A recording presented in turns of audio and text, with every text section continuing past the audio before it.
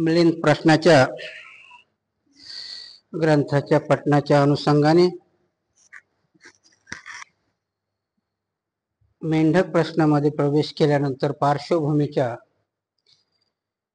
राजा मिलिंदाने नागसेनाला स्थळ, व्यक्ती आणि आचार्य यांचे गुण सांगितले.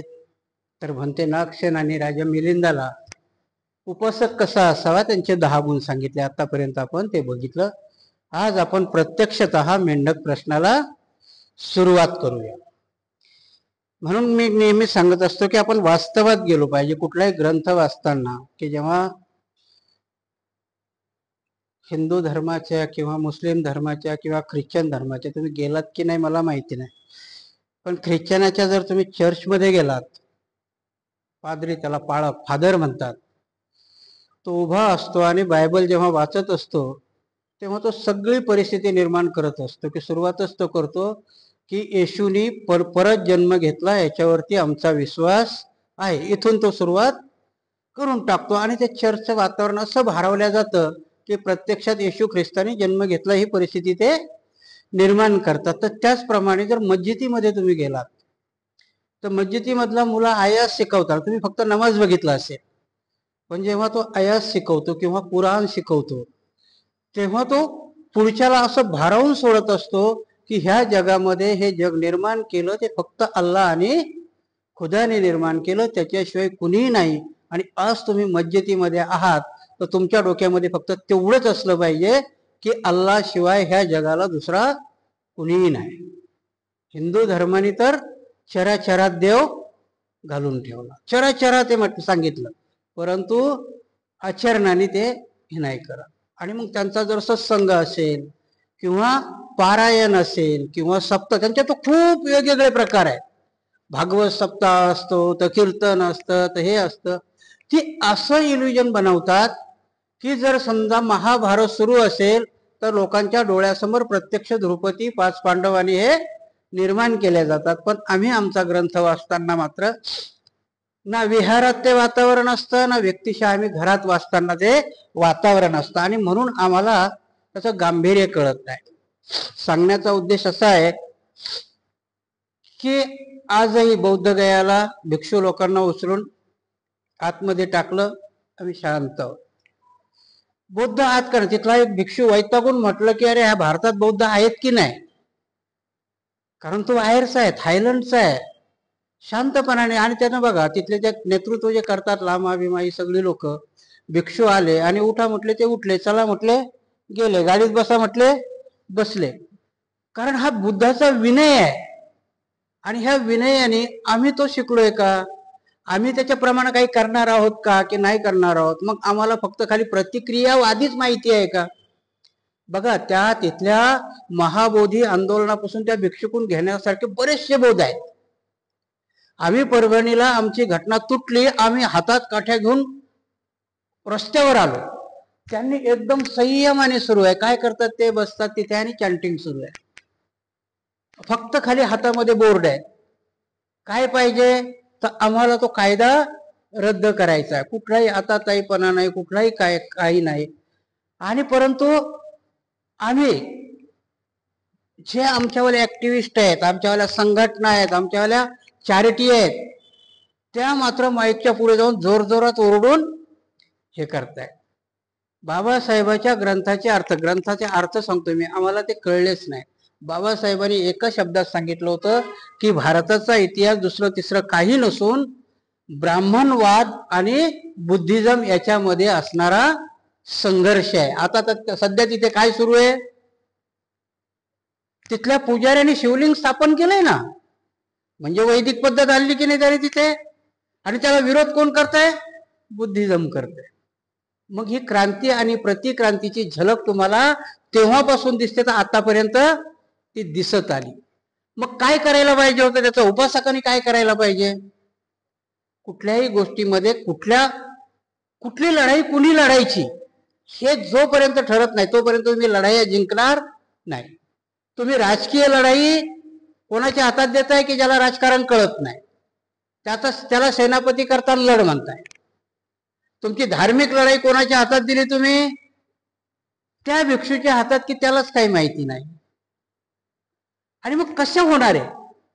आणि म्हणून मिलिंद प्रश्नामध्ये आम्ही ग्रंथ ऐकत असताना पार्श्वभूमी लक्षात घेतली का? राजा मिलिंदाने सांगितलं, चर्चा करताना स्थळ कुठलं असावं, वेळ कुठली असावी, कुठल्या माणसासमोर करू नये, सांगणारा आचार्यही कसा असावा आणि ऐकणारा माणूसही कसा असावा. मला वाटतंय की 4-5 गोष्टीमध्ये आपण परफेक्ट झालो. की स्थळही ठीक आहे,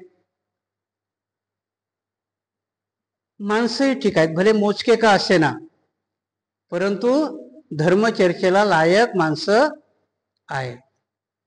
हा, आचार्याविषयी आणि शिष्याविषयी काही गुणामध्ये फरक होऊ शकेल. आणि ते सुरुवातीलाही सांगितलं मी की मी त्या लेवलचा तुमचा आचार्य नाहीये. माझ्या क्षमतेला जसं सांगता येईल, माझ्या क्षमतेला जसं पेलेल त्याप्रमाणे आपण सांगण्याचा प्रयत्न करू. की मी ही नाक्षेन नाही, त्याच दृष्टीनं तुम्ही राजा मिलिंद नाहीयेत. पण आपण त्या तिथपर्यंत आचार्याचे 25 गुण सांगितले, मी 3-4 गुणापर्यंत जरी तुमच्यापर्यंत पोहोचलो तर मला वाटतं थोडंफार काहीतरी साध्य होईल. तुमच्यातल्या 10 गुणही जरी नसतील, पण 1-2 गुण जरी आपल्यामध्ये असेल तर आपण ते साध्य करण्याचा प्रयत्न करू. आणि त्याच्याशिवाय आपल्याला ते अर्थही कळणार नाही. कारण काय होतं, मला वाटतं हा मिलिंद प्रश्न तुम्ही बसलेल्यापैकी प्रत्येकाने वाचलेला असेल, असं नाही की कुणीच वाचलं नसेल. नसेल वाचलं तर किमान ऐकलं तरी असेल.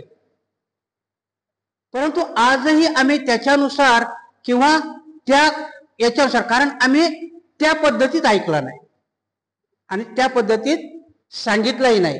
ज्या पद्धतीत आम्ही ऐकू आणि ज्या पद्धतीत त्यांनी सांगितलं जाईल, मग मात्र तो कधीच विसरला जाणार नाही.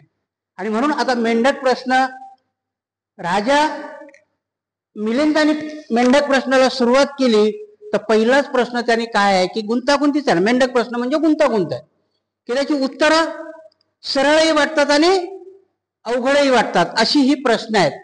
तर इथे राजा मिलिंदाने पहिलाच प्रश्न विचारलेला आहे नागसेनाला, की हा पूजा विषय आहे, की जे पूजा करतो ना आपण, आल्या आल्या दर रविवारी तुम्ही येता, अगरबत्ती लावता, आहे की नाही, भगवान बुद्धाला पुष्प वाहता, बाबासाहेबाला माळा वाहता, तुमच्या दृष्टीने ही पूजा आहे की नाही? केलेली पूजाच आहे ना. आपण का करतो पूजा? राजा मिलिंदाने बघा प्रश्न कसा विचारलेला आहे, डोक्यात घ्या. राजा मिलिंद प्रश्न विचारतो की भंते नागसेन, तुम्ही म्हणताय की तथागताला निर्वाण मिळालं. निर्वाण म्हणजे काय? की आता महानिर्वाण झालं त्यांचं, म्हणजे तथागत भगवान बुद्ध या जगामध्ये अस्तित्वात नाही, म्हणजे जन्म नाही आहे ना आता, की ते हे गेलेले आहे, ते अस्तित्वातच नाही जगात. मग एखादी गोष्ट जर जगात अस्तित्वातच नाही तर त्याची पूजा करण्यात काही अर्थ आहे का? जर समजा भगवान बुद्धाला महापरिनिर्वाण झालं ना त्यांचं, मग ते अस्तित्वातच नाही या जगात, मग तुम्ही केलेली पूजा ते स्वीकारायला जर अस्तित्वातच नाही तर त्या पूजा करण्याला काही अर्थ आहे का? हा एक बाजू झाला. आणि जर तुम्ही म्हणत असाल की आमची केलेली पूजा भगवान स्वीकारतात, मग तुम्ही खोटं बोलताय की त्यांना निर्वाण मिळालं नाही, कारण ते अस्तित्वात असायला पाहिजे ना. मग नेमकं यातलं काय खरं आहे? कुठलं तरी एक खोटं असलं पाहिजे ना, की जर भगवान बुद्ध तुमची पूजा स्वीकारतात तर ते अस्तित्वात असले पाहिजे. पण तुमचा निर्वाणाचा सिद्धांत सांगतो की एकदा निर्वाण मिळालं तर परत जन्म नाहीये, म्हणजे भगवान बुद्ध अस्तित्वात नाहीयेत. मग पूजा करून फायदा आहे का काही? जर स्वीकारायलाच ती व्यक्तीच नाहीये तिथे, का स्वीकारायला तो देवच नाही तिथे, तर मग तुमची पूजा फलश्रुत कशी होईल? आणि तुम्ही तर मात्र प्रत्येक प्रवचनात सांगता की भगवान बुद्धाची पूजा केली तर ती फलदायी होते. मग बनते नागसेनाला ते विचारतात की यातलं कुठलं तरी खोटं असलं पाहिजे. आणि परत म्हणजे ते असे विचारायचं म्हणून विचारत नाही, ते सांगतात मला कळालंय, परंतु हेच प्रश्न भविष्यामध्ये निर्माण होतील, अशाच टाईपचे प्रश्न अजूनही आपण निर्माण करतो ना. काय आहे त्या विहारात जाऊन काय मिळणार आहे? खोटं नाही बोलायचं, तुम्ही घरी राहूनही नाही बोलत ना. दारू नाही प्यायची तर आम्ही नाहीच पित, मग तिथं विहारातच गेल्यानं काय होणार आहे? असे बरेचसे प्रश्न आजही निर्माण होतात. तेच भंते नागसेनाला प्रश्न विचारला. भंते नागसेना, कारण काय होतं की आम्हाला त्या प्रश्नाची उत्तर देता जर नाही आली तर मग मात्र त्या धर्मावरती शंका घेतल्या जातात. आजही आपण दुसऱ्याच्या धर्मावरती शंका का घेतो? बघा, बाबासाहेबांनी धम्म का स्वीकारला आणि तिथपर्यंत बाबासाहेबाला कसं आणलं गेलं याची पार्श्वभूमी जर आपण लक्षात घेतली तर बाबासाहेब जेव्हा गोलमेज परिषदेला जातात, पहिल्या गोलमेज परिषदेला, तेव्हा तिथे त्यांची डिमांड काय आहे की आमच्या अस्पृश्य समाजाला राजकीय दृष्ट्या प्रतिनिधित्व मिळालं पाहिजे, आमचे हक्क आम्हाला मिळाले पाहिजे. आणि पहिल्या गोलमेज परिषदेमध्ये काँग्रेसही नाही आणि महात्मा गांधी नाहीये. का नाहीये? बहिष्कार का टाकलेला आहे काहीच माहिती नाही आम्हाला. का नाही? सायमन कमिशनच्या वेळेस. सायमन कमिशन कशा करता आलं होतं? हेच याच्याच करता की तुमची सगळी समस्या काय आहे, तुमच्या जाती काय आहे, हा इतिहास आम्हाला सांगत नाही. गो बॅक सायमन कशा करता सांगतात ते की त्या कमिशन मध्ये भारताचा प्रतिनिधी नव्हता आणि म्हणून लाला लजपत रायनं पंजाब पासून ते आंदोलन सुरू केलं. मी सांगण्याचा उद्देश बघा, आता मी कुठे घेऊन जाणार आहे तुम्हाला. याच्यामुळे त्यांनी बहिष्कार टाकला होता महात्मा गांधींनी. पण पहिली गोलमेज परिषद बाबासाहेब एवढी गाजवतात त्या महात्मा गांधीला वाटतं की चला हाच योद्धा होऊन जाईल आणि मग दुसऱ्या गोलमेज परिषदेला महात्मा गांधी जातात. दुसऱ्या गोलमेज परिषदेचा अध्यक्ष तिथला जो पंतप्रधान आहे मॅकडले हा असतो आणि बाबासाहेब तिथे ते मोठं निवेदन देतात की अस्पृश्य तुम्ही जे समजता त्या अस्पृश्याला आमच्या भारतामध्ये जगण्याचाही अधिकार नाहीये. तुम्ही यायच्या अगोदर जी परिस्थिती होती तीच परिस्थिती तुम्ही असताना पण ऍज इट इज आहे, काही सुधारणा त्याच्यामध्ये झालेली नाही. तुम्ही जेव्हा आले नव्हते तेव्हाही आम्हाला शिक्षणाचा अधिकार नव्हता, तुम्ही आहेत तरीही नाही, इंग्रजाला सांगतात ते बाबासाहेब तिथे. आणि मग तो पंतप्रधान म्हणतो की तुम्ही सगळे अल्पसंख्याक मिळून एक निवेदन द्या आणि मग मी त्याच्यावरती भूमिका घेईन. बाबासाहेब गोलमेज परिषदेला जाण्याच्या अगोदर मुंबईला मनी भवन मध्ये जाऊन महात्मा गांधीला भेटतात आणि महात्मा गांधीला तिथं प्रश्न विचारतात की तुम्ही मुसलमानाला स्वतंत्र मतदारसंघ दिलेत, शिखालाही दिलेत, अँग्लो इंडियन 1% जमात होती त्यांनाही दिले, आजपर्यंत चालू आहे. त्या अँग्लो इंडियनचे 2 खासदार असतात, त्यांनाही दिलेत. अस्पृश्याच्या बाबतीत तुमचं काय म्हणणं आहे? त्यावेळेस तो महात्मा काय म्हणतो माहिती आहे का? मी तुम्हाला घेऊन आलो बाबासाहेब का धर्मांतराकडे वळले. त्यावेळेस तो महात्मा म्हणतो की ख्रिश्चनालाही द्यायला माझी काही हरकत नाही, मुसलमानालाही द्यायला माझी काही हरकत नाही, एवढंच काय अँग्लो इंडियनला द्यायची काही हरकत नाही कारण ते धर्मानी वेगळे आहेत, परंतु अस्पृश्याला मी मात्र राखीव स्वतंत्र मतदारसंघ द्यायला तयार नाही कारण माझ्या हिंदू धर्मामध्ये विघटन होईल. आणि त्याच रात्री बाबासाहेब विचार करतात की हिंदू असल्यामुळे मला मिळत नाही आणि म्हणून मी हिंदू म्हणून जन्मलो पण हिंदू म्हणून मरणार नाही. आणि तिथे बाबासाहेब येवल्याला मग नंतर येऊन घोषणा करतात. ही पार्श्वभूमी कोण आणून ठेवलंय बाबासाहेबाला तिथपर्यंत. आणि म्हणून की आम्हाला ह्या परिस्थिती कळल्या पाहिजे की बाबासाहेबांनी हे धर्म स्वीकारण्या किंवा धर्म सोडण्याच्या पाठीमागची भूमिका काय आहे. की गोलमेज परिषदेमध्ये आणि शेवटपर्यंत त्या निवेदनावरती महात्मा गांधी सही करतात. तो पंतप्रधान काय म्हणतो की तुम्ही मला निवेदन द्या, मी याच्यावर विचार करून जो काही निर्णय घेईल तो तुम्हाला मान्य असेल का. सर्वजण सही करतात, इव्हन महात्मा गांधीचीही सही आहे त्या निवेदनावरती, पण बाबासाहेब सही करत नाहीत. आणि बाबासाहेबाचा कोट आहे त्यावेळेस की बाबासाहेब म्हणतात की मी माझ्या समाजाच्या हित किंवा अहित कोणावरही सोडायला तयार नाहीये कारण मी जी केलेली डिमांड ही जुनियन आहे, न्याय आहे आणि तसंच व्हायला पाहिजेत. म्हणून मॅकडोनल्ड तुम्ही काही निर्णय घ्या पण तो जर असा येणार नसेल तर मी त्याला मान्य करणार नाही. काही दिवसानंतर ज्याला तुम्ही कम्युनल अवॉर्ड म्हणता की नाही ते घोषित होतं आणि बाबासाहेबाची डिमांड मान्य होते. त्या निवेदनावरती महात्मा गांधीची सही असते त्यांनी कबूल केलेलं असतं की जो काय निर्णय तो घेईल तो मला मान्य आहे. पण महात्मा गांधी तो निर्णय मान्य करत नाही आणि एरावड्याच्या तुरुंगामध्ये हा माणूस अमरण उपोषणाला बसतो. पार्श्वभूमी कुठे घेऊन आलो तुम्हाला की धर्माकडे कसे आलेत बाबासाहेब. त्याच्यावर सही बाबासाहेबाची नाही आहे, बाबासाहेब करतच नाही. कारण बाबासाहेबांनी ती एवढ्या परखडपणाने सांगितलं की देश आणि माझ्यामध्ये जर मला निवड करायची वेळ आली तर मी कोणाला निवडेल? देशाला निवडेल. माझ्या आणि देशाच्या मध्ये जर हे आलं तर मी देशाला निवडेल, मी माझा गौण राहील. पण जेव्हा माझ्या समाजाला आणि देशाला निवडायची वेळ आली तर माफ करा मला, मी माझ्या समाजाला निवडेल, तिथे कुठलेही तडजोड करणार नाही. हे बाबासाहेबांचे शब्द आहेत त्यावेळेसचे. आणि म्हणून मग बाबासाहेब हा माणूस येरवड्याच्या तुरुंगामध्ये उपोषणाला बसतो. त्या निवेदनावरती सही असतानाही बाबासाहेबाची सही नव्हती, बाबासाहेब ऍक्सेप्ट करतात कारण मी दिलेलं युनियन मान्य झालं.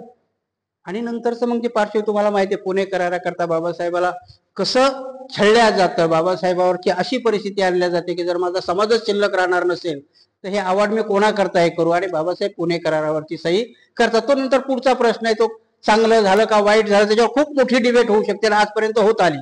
परंतु सांगण्याचा उद्देश आहे की बाबासाहेबाला जर धर्म, आपण म्हणतो ना की धर्माचं काय घेऊन बसलात, बाबासाहेबाला धम्मप्रिय आहे म्हणून बाबासाहेब म्हणतात की माणसाच्या स्वाभिमानाकरता जर स्वाभिमान जागृत ठेवायचा असेल तर धम्माची गरज आहे. आणि म्हणून धर्म मग कसा असावा तर तो स्वाभिमानाला पूरक असावा. आणि म्हणून इथे म्हणतात की भगवान बुद्धचा धम्म का स्वीकारला तर भगवान बुद्धाच्या धर्मामध्ये कर्मकांड आणि याला थारा नाही, आणि कर्मकांड आणि याला थारा नाही तर पूजा आपण म्हणू ना, पूजा हा एक कर्मकांडाचाच प्रकार आहे. तुम्ही म्हणाल की नाही, जेव्हा हा राजा मिलिंद प्रश्न विचारतो की जर तिथे अस्तित्वातच नाही तर ही पूजा कशी स्वीकारली जाते, तुम्ही तर म्हणता फलश्रुत होते. नुसती पूजा केल्यानेच नाही पण ती फलश्रुत होते. जो संकल्प करतो आपण पूजेच्या वेळेस तर तो फलद्रूप होतो. तर म्हणते याच्यामध्ये काही ना काहीतरी खोटं असलं पाहिजे, दोन्हीतून एक तरी कुठलं खोटं असलं पाहिजे. आणि म्हणून भंते नागसेन तुमच्यासारखाच माणूस या प्रश्नाचं उत्तर देऊ शकतो, दुसरा माणूस याचं उत्तर नाही देऊ शकणार, कारण हे विचलित करणारे प्रश्न आहेत. आणि म्हणून भंते नागसेन मग त्याला उत्तर देतात, त्याला उपमेदार्वे उत्तर देतात.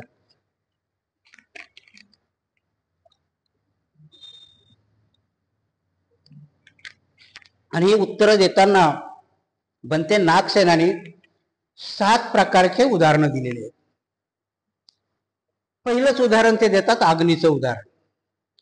आता काय होतं की आपण संकल्पना लक्षात घ्या, निर्वाण म्हणजे काय? निर्वाणाचा शब्दशः अर्थ आहे विझणे.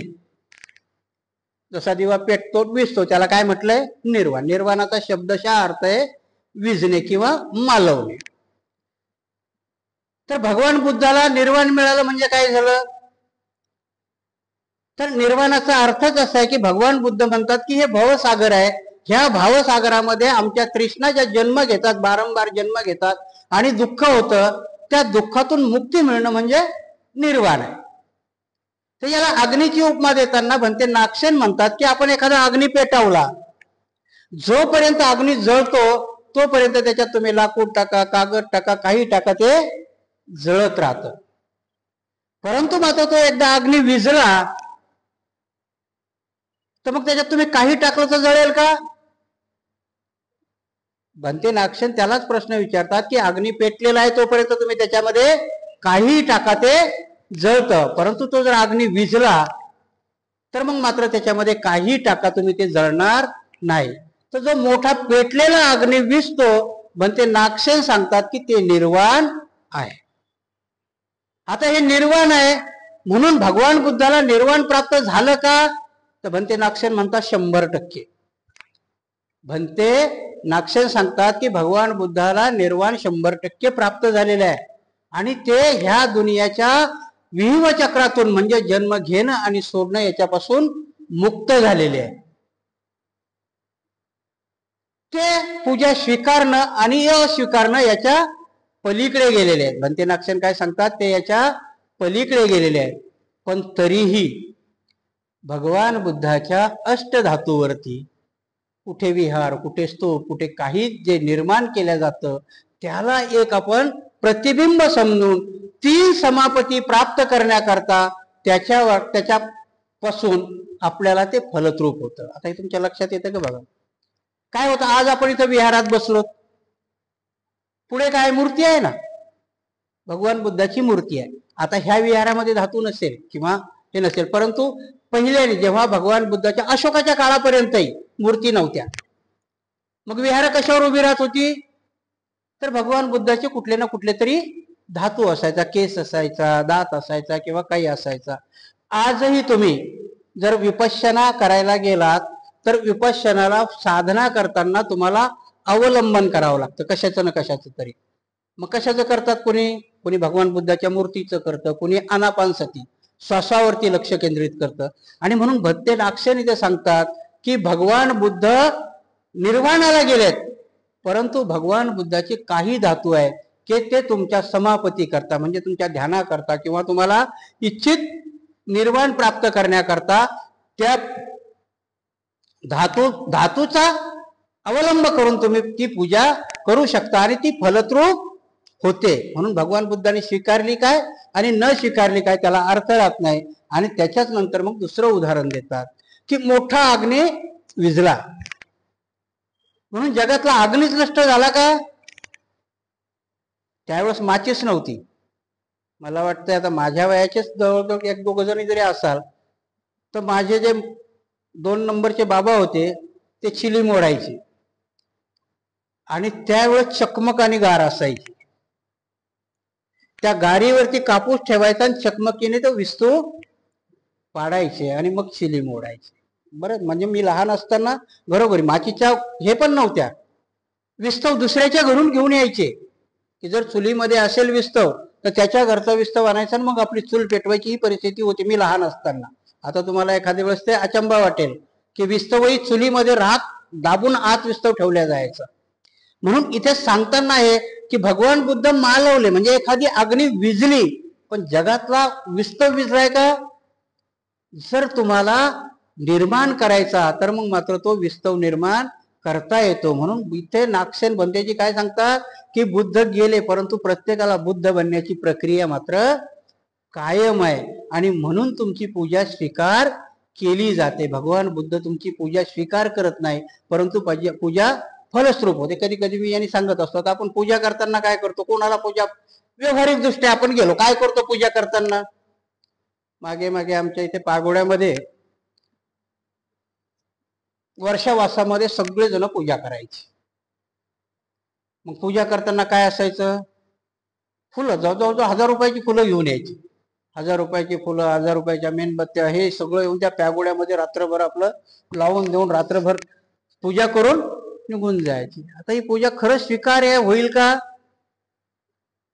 काय करतो आपण? पूजा म्हणजे काय आहे नेमकं? आजही तुम्ही अगरबत्ती, मेणबत्ती आणि फुलं वाहता, काय आहे?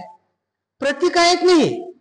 मेणबत्ती प्रतीक आहे प्रकाशाचं, अगरबत्ती किंवा धूप आहे तुमच्या सुगंधाचं, फूल आहे तुमच्या अनात्मवादाच्या सिद्धांताचं, कार्यकारण भावाचं, की फूल जसं टवटवीत आहे तसं ते उद्या कोमेजणार आहे, हे प्रतीक आहे ना. आणि मग तुम्ही त्या फुलं जे वाहतात ही पूजा फलस्वरूप व्हायला आता तुम्ही करून गेलात, उद्या येऊन बघताय का त्याच्याकडं? कारण दुसऱ्या दिवशी त्या फुलाची दुर्गंधी येणार आहे. आणि मग ती पूजा फलस्वरूप होईल का? ती झाडू मारणाऱ्याला होते. तुमच्या माहिती करता सांगतो, कोणाला होते ती फलस्वरूप? झाडू मारणाऱ्याला. कारण तुम्ही फक्त खाली टवटवीत फूल टाकून गेलात पण दुर्गंधीयुक्त फूल उचलणारा तो आहे. म्हणून आमच्या मुंबईकडे जर तुम्ही गेलात ना तर मग कधी कधी मी उदाहरण सांगतो की कचऱ्यावाले येतात आमच्याकडे. शिट्टी, तुमच्याकडे गाडी येते, गाणं म्हणतच येते ना ती गाडी, आमच्याकडे शिट्टी वाजवतात. मग बिल्डिंग मधून उतरायचं, ते डब्बा घेऊन खाली यायचं, तर वरूनच पोरगी जोरात बोलते ना, आई कचऱ्यावाली आली. ती कचऱ्यावाली एक वेळेस बिघडली, म्हणजे कचऱ्यावाली कोणाला बोलते का? हा, कचऱ्यावाली तू आहेस, कचरा नेणारी मी आहे. खरी गोष्ट आहे की नाही? कचरा आपला असतो, कचऱ्यावाले कोण आहेत? आपण आहेत, ती नेणारी आहे. आणि म्हणून ह्या प्रश्नाचे आपल्याला हे कळलेच नाही की नेमकं कोण कुठे आहे, पूजा कशी केल्या जाते, पूजे कोणाची केल्या जाते, कुठली फलद्रूप होते. आणि म्हणून कुठल्याही गोष्टीमध्ये भगवान बुद्धाने तुम्हाला वास्तवात जगायला शिकवलं. पूजा भगवान बुद्धाच्या काळामध्ये आनंदाला सांगितलंय भगवान बुद्धांनी सुत्तामध्ये. जेव्हा त्यांचं परिनिर्वाण होणार आहे ना, तर आनंदाला म्हणतात, आनंदा माझ्या शरीराची पूजा तुम्ही करू नका, लोकांना करू द्या. भिक्षू लोक करू नका, कारण तुम्हाला काय शिकवलंय मी, हे अनात्मा आहे, याच्या आत आता काही शिल्लक राहिलं नाही. परंतु उपासकाला करू द्या म्हणतात ते. आनंदाला सांगताना काय सांगतात, उपासकाला करू द्या. कारण का, तर त्याच्या पुढे ते ध्येय आहे. आजही आपण विहारात कशामुळे बसलो, मूर्ती आहे ना, भगवान बुद्ध आहेत, ते तुमच्या पुढे उद्दिष्ट आहे. आणि ते उद्दिष्टामुळे तुम्ही तुमच्या साध्यापर्यंत पोहोचू शकता. म्हणून अग्नी जशी विजली तरी दुसरी अग्नी निर्माण होते. त्याचप्रमाणे जे म्हणतात की भगवान बुद्ध निर्वाणाला गेले, परंतु त्यांच्या नावाने केलेली पूजा फुलतरूप होते. कारण भगवान बुद्ध ते सांगतात की आनंदा, मी गेल्यानंतर तुम्हाला मी दिसणार नाही, पण मला जर बघायचं असेल तर कशात बघा म्हणतात ते, धम्म आणि संघामध्ये बघा. म्हणजे भगवान बुद्धाला निर्वाण प्राप्त झालं तरी भगवान बुद्धाची पूजा केली तर फलद्रूप होणारच आहे ना. म्हणून भगवान बुद्ध दुसऱ्यासारखे तुमची मन होती म्हणजे नवस स्वीकारतात का, नाही. कारण पूजा ही बुद्धाच्या याच्यातली पूजा ही तुमच्यावाली वास्तविकता आहे, दुसऱ्यावर ढकलणं नाही. हिंदू धर्मामध्ये कसं आहे, त्या देवाला एकदा सांगितलं तुला एवढं एवढं देतो बाबा, तू माझं हे काम कर, आणि तुम्ही मोकळे होता ना. तसं बुद्ध धर्मात नाही. पूजा केल्यानंतर पूजाचा संकल्प असतो आणि पूजाचं आचरण असतं. आणि म्हणून तुम्हाला पूजेचा अर्थच सांगताना सांगितला. तर पूजा कधी कधी करायला सांगितली आम्हाला, किमान महिन्यातून 4 वेळेस बोलले की नाही. उपसद्वृत्त ही पूजा आहे ना. काय असतं की त्या देवाचा संकल्प असतो. आणि म्हणून इथे उदाहरण देताना त्यांनी अग्नीचं उदाहरण दिलंय की अग्नी विझला, निर्वाणाचं प्रतीक आहे की तो विझला, परंतु जगात अस्तित्वात दुसरा अग्नी आहे. तर ती दुसरी उपमा वादळाची देतात. वादळ निर्माण होतं ना, आता बरेचसे वादळ समुद्रातून येतात, तर ते म्हणतात एकदा वादळ येऊन गेलं तर परत तेच वादळ येईल का, शक्य नाही ना तेच वादळ परत येईल. आणि म्हणून मग त्या वादळाला आपण येत नाही म्हणून वादळच अस्तित्वात नाही असं म्हणायचं का. भंते नागसेन सांगतात की वादळ जरी नसलं परंतु वादळाची शिथिलता निर्माण करायला पंखा नावाची चीज आहे. त्यावेळेस हाताचा पंखा होता ना, आता फिरता पंखा आहे. जसं जसं डेव्हलपमेंट होत गेलं तसं ते सांगतात की वादळ जरी नसेल, म्हणून की भगवान बुद्ध जरी अस्तित्वात नसले, महानिर्वाण त्यांना मिळालेलं असलं, कारण ते त्याच्या पलीकडे आहे, परंतु त्यांच्या नावाने केलेली पूजा ही फलद्रूप होते. कारण ते जसं की वादळ गेलं तर ते परत दुसरं वादळ तेच वादळ येणार नाही, परंतु तुम्हाला पंख्याच्या रूपाने किंवा हवेच्या रूपाने तुम्हाला ते निर्माण करता येतं. आणि म्हणून ते दुसरी उपमा त्याला वादळाची देतात. तिसरी उपमा देतात ढोलकीची. ढोलकीवर थाप मारली. आता काही काही गोष्टी अशा आहेत की आवाज येतो ढोलकीचा, थाप मारली तर तोच आवाज परत येणार आहे का, आणि म्हणून काय परत आवाज निघणारच नाही का. गोष्ट कुठली आहे, तो काय म्हणतात, राजा मिलिंदाने प्रश्न काय विचारलेला आहे की जर भगवंताला निर्वाण प्राप्त झालंय, निर्वाण म्हणजे संपणं ना, की परत येणं नाही, मग आपण पूजा ती स्वीकारणार कशी, ते जर नाहीच येत तर. त्याला ढोलाची उपमा देतात ते, की एकदा ढोलावर जर थाप मारली तर आवाज निघाला ना, परंतु तो आवाज बंद झाल्यावर परत तोच आवाज येईल का. परंतु जेव्हा जेव्हा तुम्हाला तो आवाज ऐकायचा आहे तेव्हा दुसरा माणूस येऊन त्या ढोलावर थाप मारू शकतो ना. सांगण्याचा उद्देश असा आहे की भगवान बुद्धाला निर्वाण प्राप्त झालं, भगवान बुद्ध अस्तित्वात नाही आहेत, पण भगवान बुद्धाच्या नावाने केलेली पूजा. आता पूजा म्हणजे त्या पूजेचा अर्थही तुम्ही नवस नाही घ्यायला पाहिजे, पूजेचा अर्थ संकल्प घ्यायला पाहिजे की ती पूजा आम्ही भगवान बुद्धाच्या नावाने केलेली. कारण कधी बघा आता काय होतं की 8 समापती म्हटलं, त्याला 8 ध्यान. समापती म्हणजे ध्यान असतं, की ध्यान तुम्हाला ध्यान लागण्याकरताही कुठलं ना कुठलं अवलंबन करावं लागतं.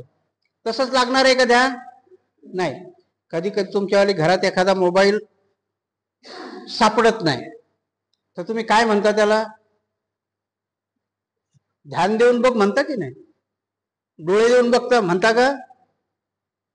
ह्या शब्दाचे अर्थ कळले पाहिजे आम्हाला. तुम्ही दूर आहे तो दुसऱ्या फोनवर तुम्ही बोलताय तो सांगतो की बाबा फोन भेटतच नाही, तुम्ही वैतागून म्हणतात ना, अरे जरा ध्यान देऊन बघ ना.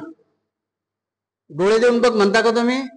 बघण्याची क्रिया डोळ्याची आहे की नाही? ही समापत्ती आहे की त्याच्याकडे बघण्याचा दृष्टिकोन. आणि मग ध्यान, ध्यान म्हणजे काय? ध्यान देऊन बघ म्हणजे काय बघायचं नेमकं?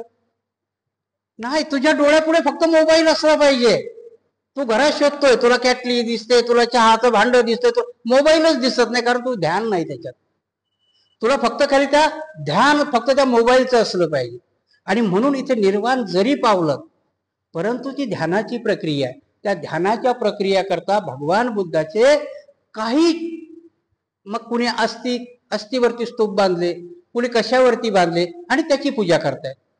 पूजा कोणाची होते? ते अवलंबनाची होते ना, की त्या धातूवरती मी त्याच्यावर लक्ष केंद्रित करतो आणि मग आठवतो की बुद्धांनी सांगितलेला धम्म जर आचरणाने करत गेलं तर मलाही निर्वाण भेटणार आहे. म्हणजे भगवान बुद्ध अस्तित्वात असण्याची गरज नाहीये. भगवान बुद्धाचा धम्म किंवा भगवान बुद्धाचा अवलंबन त्या दृष्टीने आम्ही गेलो. जशी त्यांनी ढोलाची उपमा देतात तशी पृथ्वीची उपमा आहे. आता पृथ्वीची उपमा देताना भंते नागसेनाने सांगितलं की ही पृथ्वी म्हणजे आपण हे आहे. आज कुठल्याही गोष्टीमध्ये पृथ्वीवर बऱ्याचशा गोष्टी, आपणही पृथ्वीमध्येच निर्माण झालो. आपण निर्माण झालोय 4 महाभूतांनी. ह्या पृथ्वीमध्ये जर समजा एखादं झाड लावायचं झालं तर ती पृथ्वी निमंत्रण देते का तुम्हाला? कधीतरी पृथ्वी सांगितलं की माझ्या झाड लाव बाबा, इथे इथे हे लाव, तिथे तिथे ते लाव. परंतु आपण तिने इच्छा न व्यक्त करताही माणूस शेती करतो ना, शेती करतो. त्याच्या पृथ्वीने नकारही देत नाही, ती होकारही देत नाही ना. जर तुम्ही पेरणी केली, मशागत केली तर पीक उगवून येतं, नाही केली तर तण उगवतं. माणसाच्या जन्माची कथाही भगवान बुद्ध त्याच प्रकाराने सांगतात. भगवान बुद्धाच्या धम्माची की भगवान बुद्ध सांगतात की माणसाला जन्म देण्याकरताही 4 गोष्टीची गरज आहे. कुठल्या 4 गोष्टी आहेत? तर पहिलं बीज नियम आहे, दुसरं ऋतू नियम आहे, तिसरं कर्म नियम आहे आणि चौथा आहार नियम आहे. मानव जन्माला यायचं सुत्त आहे. आपण काहीच नाही वाचलं. आपण असेच का जन्माला आलो? भगवान बुद्ध म्हणतो चांगला माणूस जन्माला घालणं ही बौद्ध धर्माच्या नियमानुसार आहे.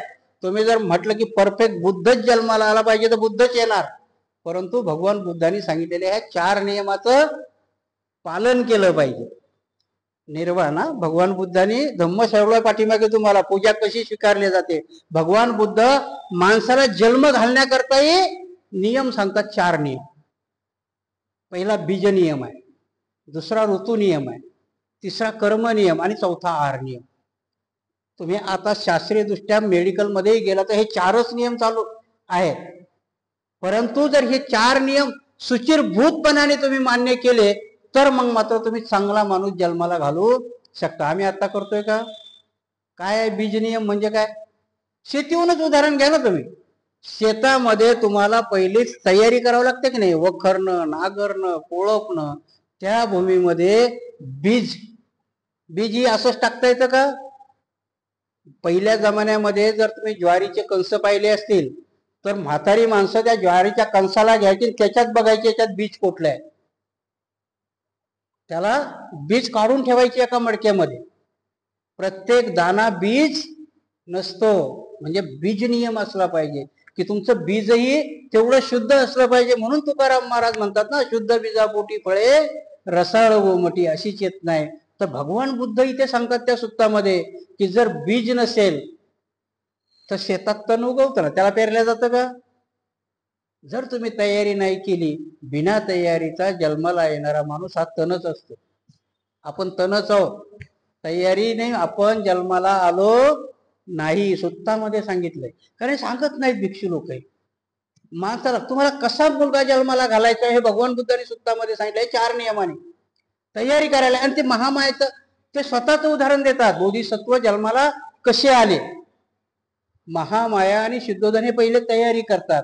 आणि म्हणून तुम्हाला मुलाला जन्म घालायचा असेल तर त्या मातेने, माते ही जमिनीचं प्रतीक आहे, तर पिता हा बीजाचं प्रतीक आहे. इथे मी नियम सांगतो तुम्हाला, पूजा कशी फलद्रूप होते. भगवान बुद्ध काय सांगतात की ती माता जर ती अष्टशीलधारी असेल, ती संकल्प करून जर पूर्ण अष्टशीलधारी व्रत धारण करत असेल आणि तो पिताही अष्टशील धारण करत असेल आणि ते कुठल्या तरी एका पवित्र वेळेला संगम एकत्र येत असेल, तर निर्माण होणारं बीज हे परफेक्ट असतं. जन्माला येणारं बीज हे सात्विक बीजच येणार, तुमच्या पोटी जन्माला चांगलंच येणार. परंतु आपली प्लॅनिंग असते का? फॅमिली प्लॅनिंग म्हटलंय, बुद्धांनी म्हटलंय त्यावेळेस फॅमिली प्लॅनिंग. आता तुम्हाला काय केली? एक मुलगा आणि एक मुलगी. ही फॅमिली प्लॅनिंग नाहीये. फॅमिली प्लॅनिंग ती आहे, पूजा आहे बघा ती. फॅमिली प्लॅनिंग ती आहे. आताच्या फॅमिली प्लॅनिंग मध्ये 2 नाते संपणार आहे. लक्षात आले की नाही? 50 वर्षानंतर काका आणि मावशीच नसणार. विचार करा तुम्ही, एक मुलगा आणि एक मुलगी म्हटल्यावर काका आणि मावशी मरणार. तो पोरग शोधणार काका कोणाला म्हणतात, कारण काका आणि मावशी हे अस्तित्वातच नसणार.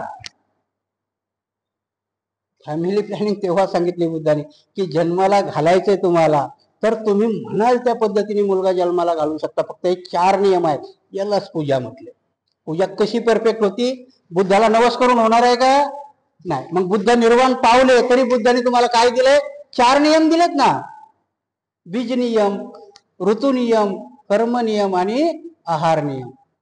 सांगाल खूप मोठं होईल आता ते, परंतु थोडक्यात सांगितलं की शेतामध्ये बीज पेरताना, जशी पेरणी करताना सगळं शेत तयार करावं लागतं, तसं मातेनंही सुचिरभूत झालं पाहिजे. ऋतू नियम. गव्हाचं पीक तुम्ही याच्यात पेराल का पावसाळ्यात? ऋतू नियम आहे ना तो. तसाच माणसाला जन्माला घालताना ऋतू नियम असतो. प्रत्येक वेळेस जन्माला घातलेलं नाही, कारण आता जन्माला येणारी माणसं भगवान बुद्ध तुमच्या बाईला सांगतात की पोटामध्ये बोधिसत्व किंवा चांगला माणूस आला. आता काय होतं? कधी कळतं तुम्हाला? भगवान बुद्ध सांगतात की गर्भधारणा बाईला कधी कळते? तिला उलट्या व्हायला लागल्या. उलटी कशाचं लक्षण आहे? पोटात अन्न खराब झालं की उलटी होते ना तुम्हाला. ठेवायचं नाही, तो गर्भही पोटात राहायला तयार नसतो, कारण ते तण आहे, तयारीने आलेलं नाहीये. म्हणून बोधिसत्वाच्या आईला किंवा चांगल्या पुण्यात्माच्या आईला उलट्या होत नाही, कारण त्या तयारीने झालेलं असतं. आणि म्हणून भगवान बुद्ध सांगतात की ते तण असतं. उलटी होणं किंवा हे होणं माणसाच्या तयारीनिशी. पूजा कशाला म्हटल्या जाते? पूजा कुठली फलस्वरूप होते? भगवान बुद्ध सांगतात की जोपर्यंत ऋतूची मान्यता तुम्हाला मिळणार नाही, सुचिरभूत झाल्याशिवाय, अष्टांगिक मार्गाचा विचार केल्याशिवाय. आणि म्हणून बोधिसत्व आणि बुद्ध जेव्हा जन्माला येतात तेव्हा त्यांच्या अंगाला घाण नसते. आपण जन्माला येतो तर घाणीतच येतो ना जन्माला, सर्व घाणीनेच भरलेलो असतो. आणि म्हणून भगवान बुद्ध म्हणतात की बीज नियम, ऋतू नियम आणि कर्मनियम. कर्मनियमामध्ये तुमचं आचरण आहे की ना. आता कसं होतंय बघा, पहिल्या याच्यामध्ये तुम्ही जर उत्क्रांती शिकली असेल तर माणसाचे सुळे पण बाहेर होते, कारण का त्यावेळेस माणूस मांसाहारी होता.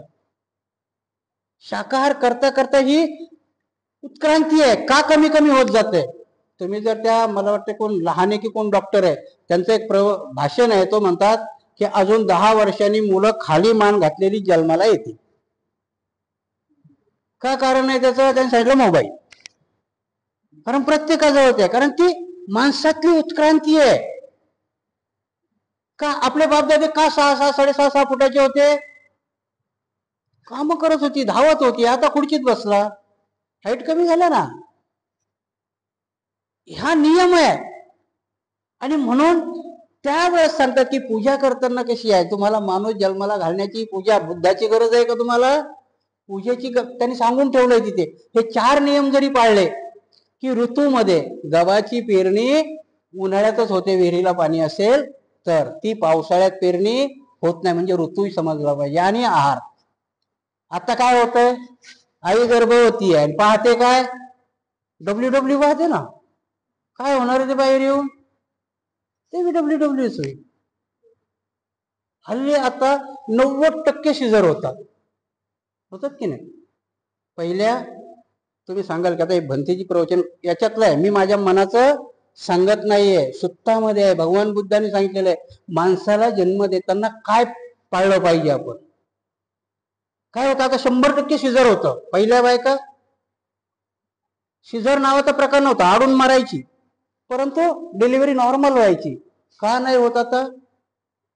कारण ही तुमच्यावाली पद्धतच ती होत आली ना. तुम्ही आहाराची व्यवस्था केली ना काही केली, आणि म्हणून बाळ आतमध्ये जे शिकतं तेच येतं. कारण तुम्ही पाहताना टीव्ही पाहता, ते आई बरोबर पाहत असतात, आणि म्हणून ते जिद्दी होतं. येताना पण आईचं पोट फाडूनच बाहेर येतं.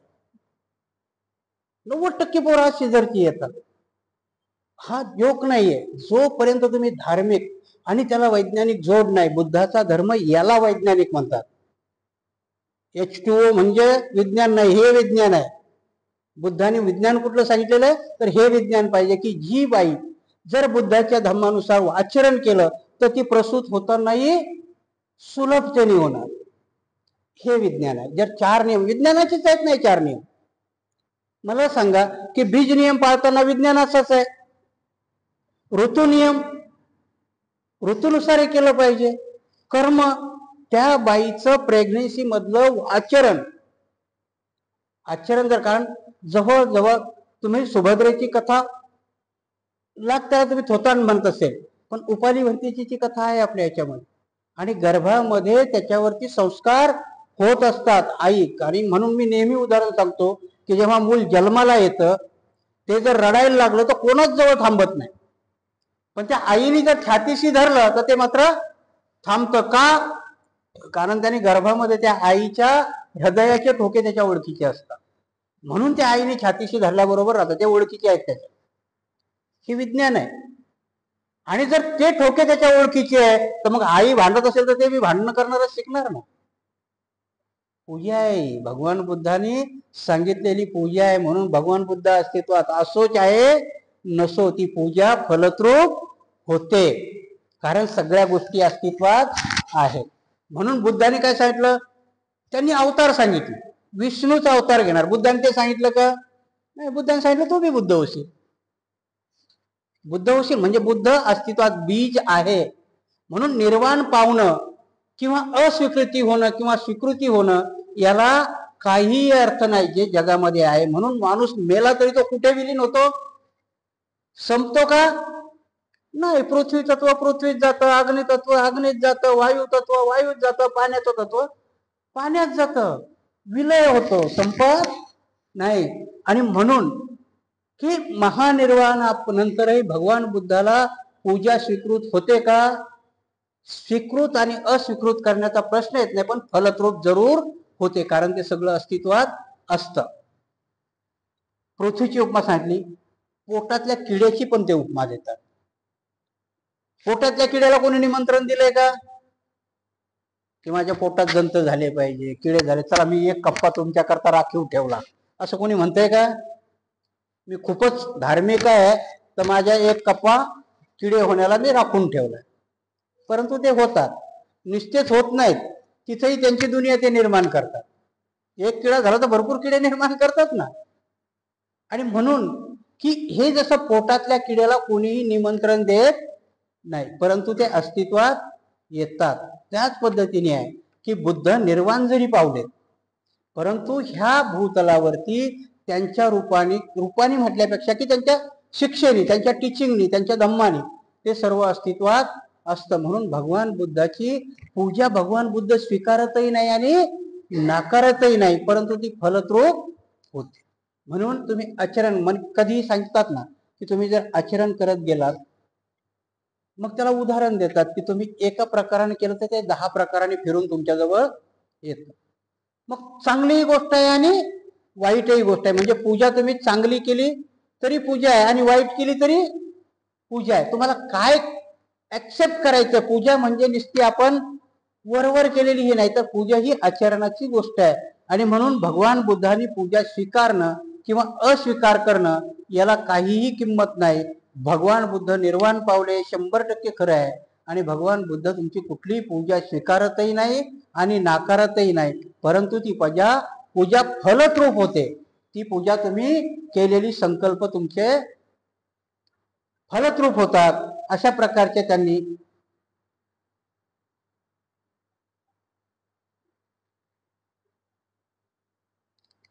नंदक यक्षाची उपमा दिलेली आहे. आता नंदकाची कथा तुम्हाला माहिती आहे की नाही माहिती नाही, की नंदक हा भगवान बुद्धाची वाईट चिंतणारा एक यक्ष होता. यक्ष म्हटल्यापेक्षा राक्षसी संकल्पना त्यावेळेस जी येते त्याला यक्ष म्हटलं. आणि म्हणून त्या यक्षाची उपमा देतात की यक्षाने भगवान बुद्धाविषयी वाईट खूप चिंतन केलं आणि असे 7 लोक जमिनीत हडप झालेली आहेत. जसं देवदत्त आहे, यक्ष आहे, ही आहे. तर इथे भंते नागसेन त्यांना म्हणतात की त्या यक्षाला भगवान बुद्धाने असा काही शाप दिला होता का?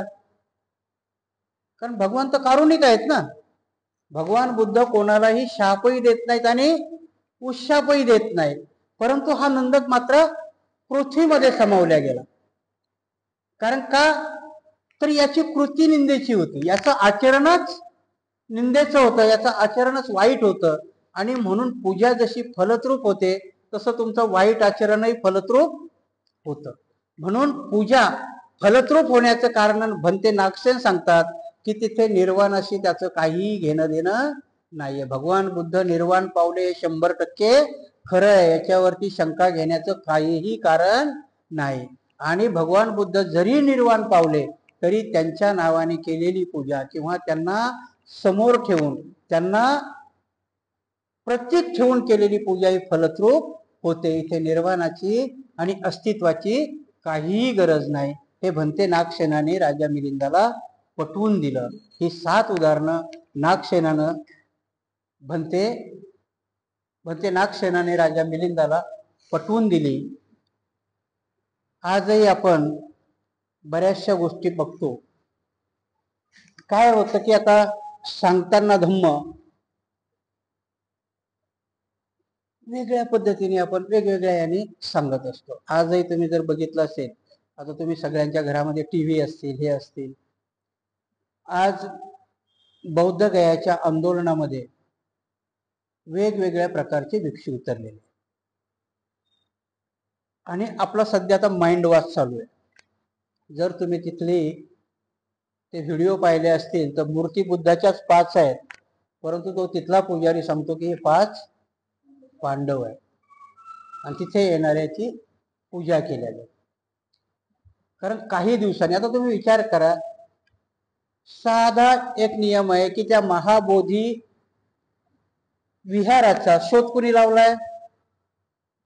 आत्ताच आहे तो, ते बांधलाय अशोकाच्या काळामध्ये.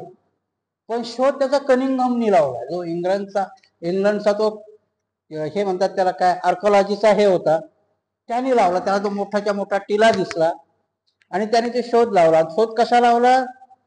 तर त्याने त्या युनिव्हर्सिटीमध्ये युआन सॉंग आणि फयांच्या नोट वाचल्या होत्या. 7व्या शतकातल्या नोट्स त्यांनी वाचल्या. कारण तो फैयान लिहितो तिथे की बिहारमध्ये राजगृहाच्या एवढ्या एवढ्या किलोमीटरवरती नालंदा नावाची युनिव्हर्सिटी आहे, राजगृहाच्या ह्या बाजूला बोधी वृक्ष आहे, असं असं आहे. आणि मग तो कनिंगम जंगल आहे. आता ते सगळं तुमच्या ह्या अजिंठ्याच्या वेरूळच्या लेणीचे शोधही असेच लागलेले आहेत.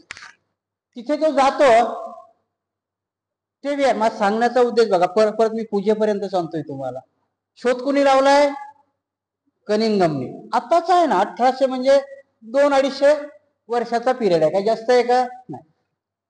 तर्काने आपण बघितलं की त्यांनी शोध लावला तेव्हा तिथं पूर्ण जंगल होतं. म्हणजे पूजा होत होती का? आपल्या तर्काला कळेल की नाही. कनिंगमनी शोध लावेपर्यंत त्या टेम्पलमध्ये पूजा होत होती का? नाही. कनिंगमनी शोध लावला, त्या इंग्रजांनी सगळं साफ केलं आणि एवढं मोठं अद्भुत विहारच सापडलं आणि तेही सुस्थितीत. बघा, त्यावेळेस पासून बाबासाहेब लिहितात की ह्या भारताचा इतिहास दुसरं तिसरं काही नसून वैदिक आणि बुद्धिझम यांच्यामधला संघर्ष आहे. कनिंगमनी शोध लावला, ते विहार जशाला तसं उघडं केलं आणि लगेच तिथल्या ब्राह्मणांनी दावा सांगितला, ही जमीन कोणाची आहे? आमची. बीटीआय ऍक्ट कसा आला ते सांगतोय मी तुम्हाला. कुणी सांगितला त्याच्यावरती दावा? त्यांनी. 19व्या शतकातच गौतम बुद्ध 9वा अवतार. बघा, त्याच्यावर दावा सांगण्याकरता 2 गोष्टी काय केल्या त्यांनी? त्या जमिनीचा ताबा आमचा आहे आणि भगवान बुद्ध 9वा अवतार आहे, तुमच्या बुद्धीला भ्रंश देण्याकरता. आणि म्हणून त्या ऍक्ट मध्ये का आले हिंदू? आता आपण म्हणतो ना ते आमचंच पाहिजे आमचंच पाहिजे, पण कुठून आले ते? त्या जमिनीचा वाद आणि 9वा अवतार. तिथे त्यांचा युक्तिवाद आहे की आम्ही याला 9वा अवतार मानतो म्हणून पूजा करण्याचा अधिकार आम्हालाही आहे. आणि म्हणून त्यांनी तिथं पूजा कुठली होती माहितीये का? पिंडदान होतं तिथं. शेवटला सगळे ते 4ही धाम करून येतात, तिथे येतात, पिंडदान करतात आणि एक खडा मात्र भगवान बुद्धाच्या मूर्तीला मारतात. हा पहिला शिरस्ता होता. म्हणून हा जो नियम आहे पूजेचा अर्थ, आजही तिथे तुम्ही गेलात की तो पंड्या आरती लावतो, जोर जोरात आरती लावतो. संघर्षच आहे ना. पूजा कुठली फलद्रूप होते आणि कुठली नाही होत. आणि म्हणून बाहेरच्या देशातली, आणि नेमका आम्हाला आता कुठून तो झगडा उभा करायला पाहिजे, हा संघर्ष तेव्हापासून चालू आहे. 1949ला ऍक्ट बनला, त्याच्या अगोदर पासून संघर्ष आहे. काय त्यांचं नाव? अनागारिक धम्मपाल. तिथपासून त्यांनी उगा, म्हणजे पूजेचाच प्रश्न आहे ना तिथे. तुमच्या महाबोधी विहाराचा संघर्ष कशाचा आहे? पूजेचा, गर्भित पैशाचा. आता तर पैसे येतात म्हणून संघर्ष आहे तिथे.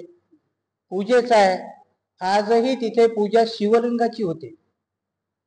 आणि बाहेरच्या जगाला तुम्ही सांगायला तयार नाही. कारण काय होतं की महायान पंथाने,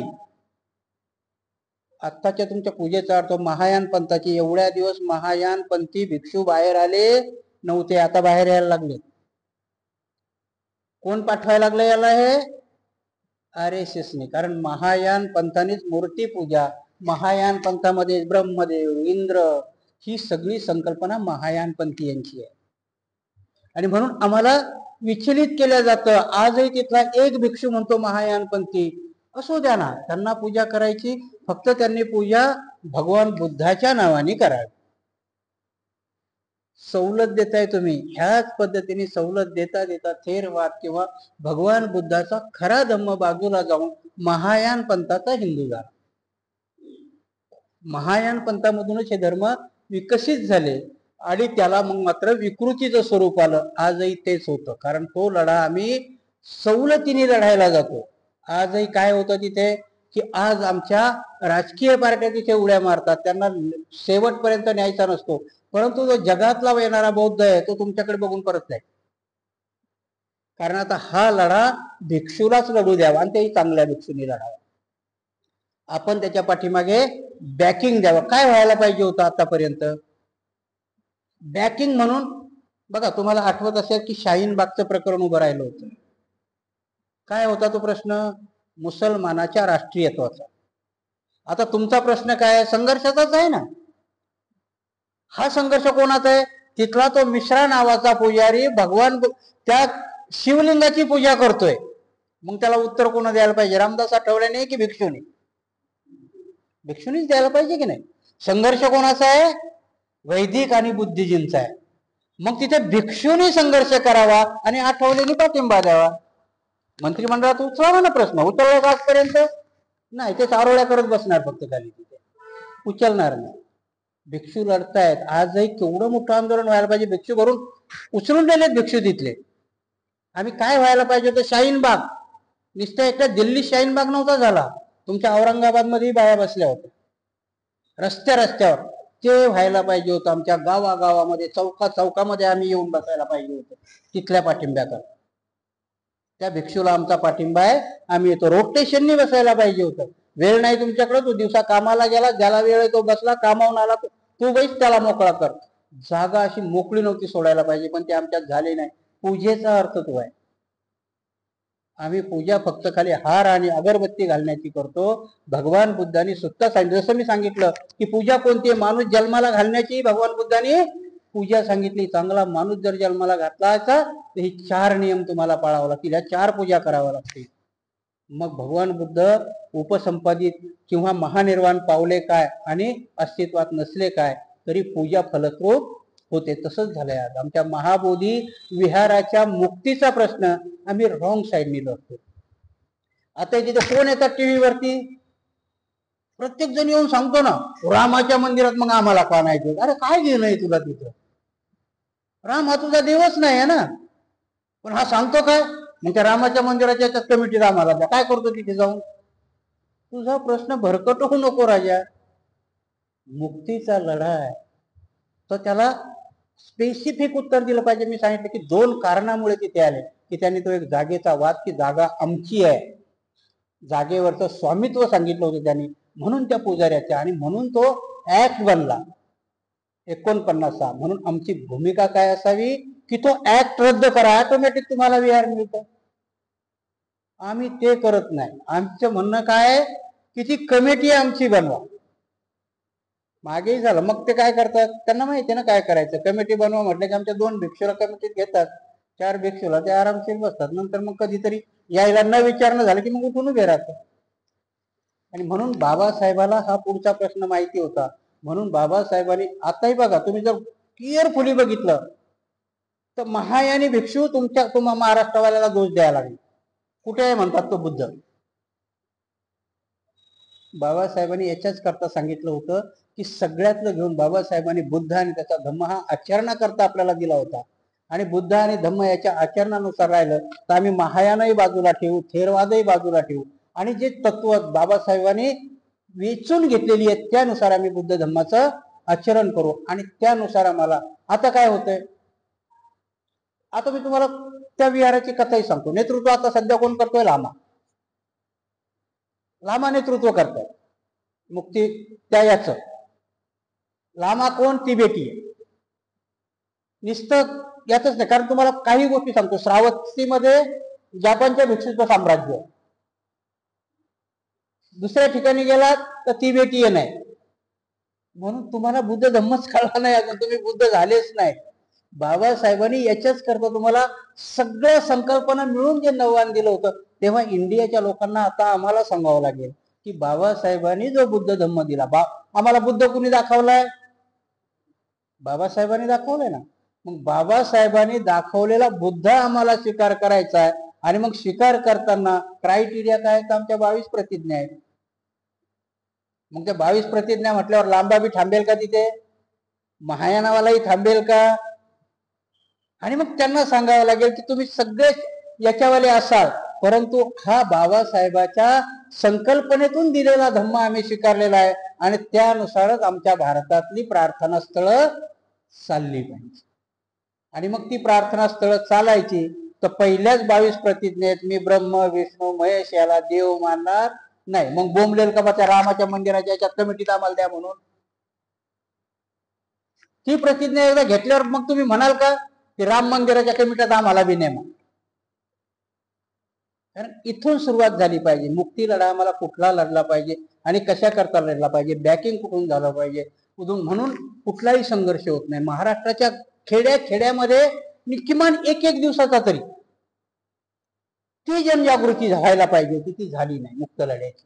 आणि तोही लढा असाच शांत होईल, तोही लढा तसाच मिटवला जाईल. आणि काही दिवसांनी परत मला तर भीती वाटते की ते बिहाराचंही राम मंदिर ना करावं. कारण शिवाची पूजा तर आता सध्या सुरू आहे तिथे, पिंडदानाची पूजाही सध्या तिथे सुरू आहे. आता बाहेरचे लोक येतात म्हणून ते तुमच्यावर बौद्धाचं स्थान आहे, ते टेम्पल आहे. काही दिवसांनी ते लोक येणं जर बंद झाले तर ते विहार कधी मंदिर बनेल? जसं बालाजीचं बनलं, तुमच्या पंढरीचं बनलं तसं. कारण ते बनत्याला कारण काय होती, तेव्हा धम्म लयाला गेला होता. आता धम्म उत्क्रांत होऊनही जर ते झालं तर मग मात्र आपल्यासारखे करंटे आपणच असू. आणि म्हणून हा लढा लढताना आपण त्या भिक्षूला त्यांच्या पाठीमागे खंबीरपणाने उभं राहत असतानाही बाबासाहेबांनी दाखवलेला बौद्ध धम्म भारतामध्ये कसा रुजवता येईल ह्या पद्धतीने जर आपण केलं तर 2500-2600 वर्षापूर्वी भंते नागसेनांनी सांगितलेली पूजा आजही फलद्रूप होते असं म्हणायला काही हरकत राहणार नाही. तर आज आपण हा मेंढक प्रश्नामधला पहिला प्रश्न की भगवान बुद्ध निर्वाण झाले म्हणजे अस्तित्वात नाहीत तर पूजा स्वीकार करतात का? आणि जर स्वीकार करतात म्हटला तर त्यांना महापरिनिर्वाण मिळालं नाही असा हा दुहेरी अर्थाचा प्रश्न भंते नागसेनाने त्या 7 उपमा देऊन समजावून सांगितला. मला माझ्या पद्धतीने जसा समजावता येतो तसा मी तुम्हाला समजावला. कितपत समजला किंवा नाही समजला तर मी तुमच्यावर सोडून देतो. आणि पुढचा प्रश्न आहे, भगवान बुद्ध सर्वज्ञ होते, तो आपण पुढच्या रविवारी बघूया.